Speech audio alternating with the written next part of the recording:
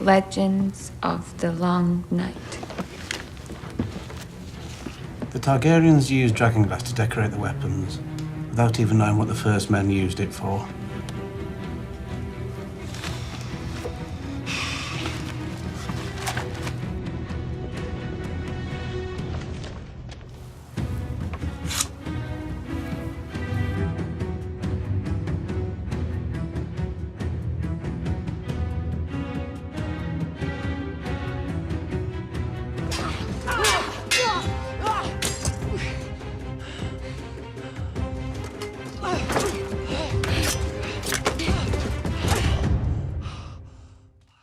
Hey everybody, it's Charlie. Maisie Williams has been doing a whole bunch of interviews for a movie that she's releasing with Tom Hiddleston and a bunch of other people called Early Man. Naturally, people are asking her questions about Game of Thrones. She talked a lot about the special combat training that she's going to be doing. So when we saw her obtain the Valyrian Dagger during Season 7, we had an idea for the larger importance that it might play during Season 8, but now we have a much better picture. So let's break this down. And if you're finding me for the first time, be sure to subscribe to get all the videos. We'll be doing Season 8 till it drops. Obviously, there's a lot of book releases coming up. I am still doing a weekly giveaway for the DVDs that I'll explain at the end of the video. So she recently said that she's currently on her way to a night shoot, which is week 4 of 12 weeks of night shoots. Like, she's going back and forth. Like, all the actors are very busy, so not all of them are on set for the entire duration of the shoot. Some of them come and go as they need to. But as you can tell, most of the stuff that they're shooting is the big night battles, like the really big battles against the Night King, then eventually whatever the final battle is going to be in episode 5.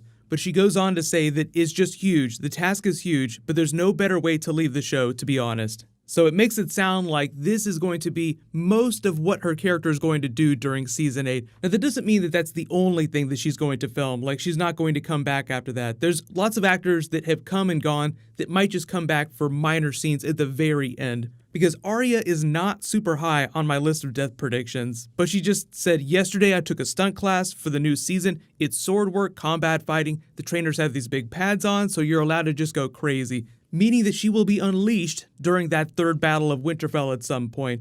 Now, examining her role, you have Battle of Blackwater is a good analog for what's happening. You have Stannis with this massive force rolling in the Blackwater up against an undermanned castle. So it's a similar situation with Winterfell. Just imagine Stannis' forces at Blackwater times 10, like enough to literally encircle all of Winterfell if he wanted to, although I don't think it's necessarily going to go down that way. But there were just a couple key moments during Season 7 that let you know what the key to defeating the Night King and his army are. So there are currently 4 White Walkers that we see here, and Beric Dondarrion says, we don't need to kill all these whites, we just need to kill him, the one that created all of them. Kill him. He turned them all. The thing about that, though, is that he is incredibly powerful, and even though they've sort of brushed over a lot of Arya's training as a faceless person, they've given her some pretty unbelievable skills. But for all the logic that they bend, I think it's a little unbelievable to expect that Arya would be able to immediately take down the Night King, especially assuming that he's going to stay on Viserion's back. So it's just not going to be an easy target. But the next best thing, and this is where Arya really comes in handy, is in taking out these 4 White Walkers, because they themselves raise squadrons of whites, so you can't destroy an entire army just by destroying these 4. But Arya's an assassin. This fight proves that she's amazing in close combat, and yes, she could probably rush the field with all the rank-and-file infantry and dodge a lot of whites and White Walkers. She could probably survive something like that. But the faster way to take down the army would be to send her specifically after these 4 White Walker generals. The real hard part is getting her to those targets. And for everyone that's asked whether or not she could actually wear the face of a White Walker, I don't think that that's possible. That just seems a little too ridiculous. Of all the things that the TV show has changed, you just have to draw the line at a certain point. But one of the important things about them filming a lot of these battles at night is that it's much easier for them to get away with a lot of the CG that they need to do, which is where we get into direwolf territory. The one thing that the show has never done really, really well, portray direwolves on the show. Like even during Season 7, there are very few scenes where Arya Stark is in the same frame right up close with Nymeria. Like they film it from different angles, they try to cut it really quickly. It's just harder for them to do during broad daylight. So at night, it's just much easier to do a really cool version of that. So Nymeria and the Super PAC are key towards clearing paths to these White Walker generals for Arya, for her to get in close. Because that's all you need to do. Just get her up real close, and if she can do this with Brienne, she could probably do this with most of those generals. Now, obviously, I don't think they want to make it too easy, but that's just the simplest way to accomplish what they need to do. The real problem, though, is that after you take the first couple out, they figure out what you're trying to do and change their tactics. So if we're taking this line of thought, you have to assume that by the time they get to the last White Walker general, most of the Super PAC is dead. Most of them are just regular wolves. Nymeria is the only dire wolf in that pack. The reason why it's called a Super PAC is because she's like the uber alpha because she's so powerful and big. But for those of you asking about whether or not Arya's dagger is key for killing the Night King, yes, I do think that it's extra special because it pops up in Samwell's book. Rhaegar had a fondness for the prophecy. He was one of the few people in the kingdom with the power to buy something like that. The books and the TV show never fully explain where Littlefinger got the dagger from. There are a lot of theories about that, but he helped precipitate the War of the Five Kings by purposefully losing the dagger to Robert Baratheon, thereby allowing it to fall into possession of Joffrey, who gave it to the Cat's Paw, and so on and so forth. The importance of the dagger on the TV show is mostly relative to Bran Stark and those things that happened during Season 1. But taking it back further than that, if it appears in Samwell's book, that means that it's ancient. The ancient items on the show usually have special significance, like Longclaw or Heart Eater, Joffrey's sword that's now in Jaime's possession, or Heartsbane that's in Samwell's possession. So what you'll probably see, like Arya Stark wielding the dagger, is the people that have Valyrian swords that aren't fighters will give those swords to people that are, so that they can help take out these White Walker generals. Because there's a lot of obsidian, you can give that to all sorts of common infantrymen. The Valyrian weapons seem like they're destined for more greater kills, which just leads me to believe that they'll be used on the White Walker generals.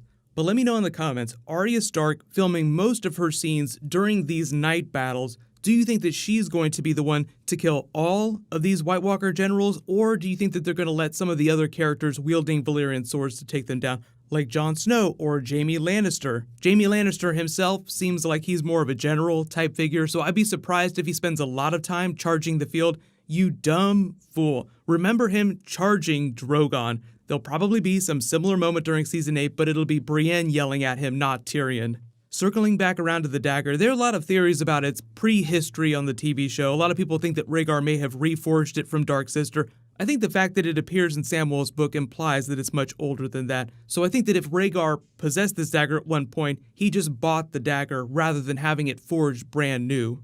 Just remember there was a giant ruby embedded in it, and Rhaegar himself had a fondness for rubies. His breastplate was covered in them. When Robert killed him at the Trident, they said rubies flew everywhere, as if his blood was flying everywhere. So there's just a lot of imagery tying Rhaegar to the dagger, and there's still a lot of things that they could reveal about his history during Season 8. But I think for the most part, a lot of those Robert's Rebellion flashbacks were just to tell you who Jon Snow was exactly. Oh, this is a person that actually has a claim for the Iron Throne because he was a legitimate son of Rhaegar and Lyanna.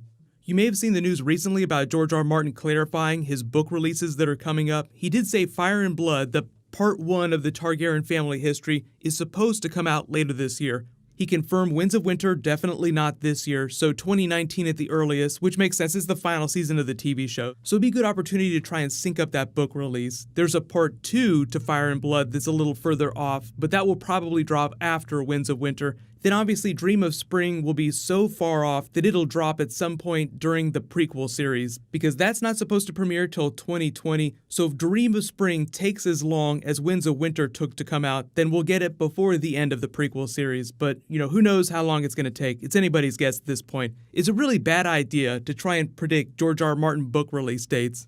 Congratulations to the latest DVD giveaway winner, Mike XO12. Please private message me so I can get your contact details. There was a new round on this video. All you have to do to enter that is just be a subscriber, leave a Game of Thrones related comment on the video. Click here to listen to the producers tease Cersei scenes during Season 8, and click here for all my Black Panther Easter eggs. Thank you so much for watching. Everybody stay awesome. I'll see you guys tonight.